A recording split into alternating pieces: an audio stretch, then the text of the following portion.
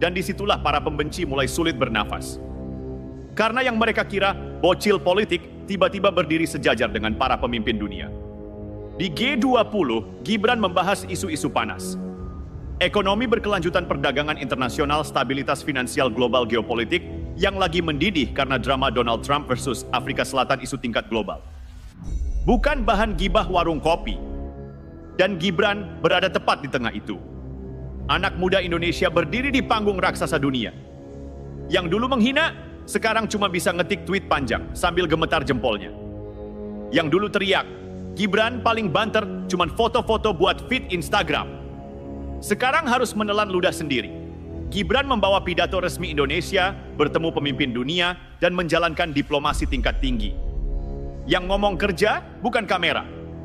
Lodewijk Friedrich Paulus ikut mengantarkan surat resmi ketidakhadiran Prabowo kepada Presiden Afrika Selatan Cyril Ramaphosa. Serius, ini mirip game RPG. Satu karakter menjalankan misi utama, satu lagi menjalankan side quest penting.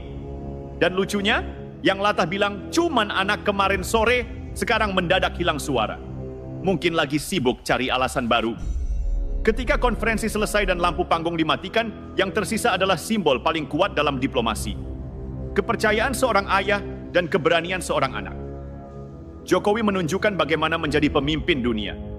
Gibran menunjukkan bagaimana generasi baru bergerak tanpa takut. Indonesia sedang naik panggung dan seluruh dunia menonton. Dan tanpa mereka sadari, para pembenci justru sedang dipermalukan oleh fakta. Karena prestasi tidak bisa dibantah. Reputasi tidak bisa dihancurkan teriakan. Dan waktu selalu memisahkan antara pekerja dan penggonggong. Hari ini, Jokowi dipuji dunia. Gibran berdiri di panggung G20. Indonesia dihormati secara global. Dan para pembenci, kehabisan bahan fitnah, saling menyalahkan, dipermalukan oleh pendukung mereka sendiri.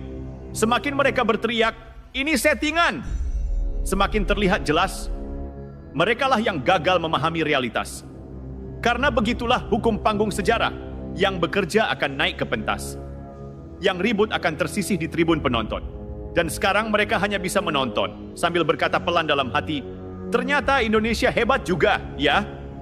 Sekarang coba lihat, pemandangan politik Indonesia beberapa hari terakhir, yang dulu merasa paling lantang berteriak, Jokowi habis, Gibran cuma bocah, mereka akan tenggelam.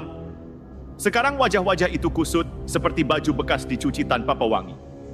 Bukan karena kalah argumen, tapi karena kalah telak oleh skenario Tuhan dan realitas sejarah. Sementara dunia bersorak, mereka justru saling dorong dan saling sikut, bingung mau kasih alasan apa lagi. Mau bilang Jokowi gagal? Loh, kok justru diundang terus ke panggung internasional? Mau bilang Gibran tak mampu? Loh, kok justru dikirim ke G20, forum ekonomi paling eksklusif di muka bumi? Mau bilang keluarga Jokowi cuma pencitraan? Loh, kok pencitraannya malah ditonton dan dipuji dunia, bukan cuma pecinta drama lokal? Di titik ini, para pembenci sedang berada di level penderitaan psikologis tertinggi. Tersiksa oleh kesuksesan orang yang mereka benci. Haters mulai kehabisan amunisi. Lucu sekali melihat perubahan dramatis mereka. Dulu, yang penting bukan pencitraan, tapi kerja. Sekarang, tapi, pokoknya salah.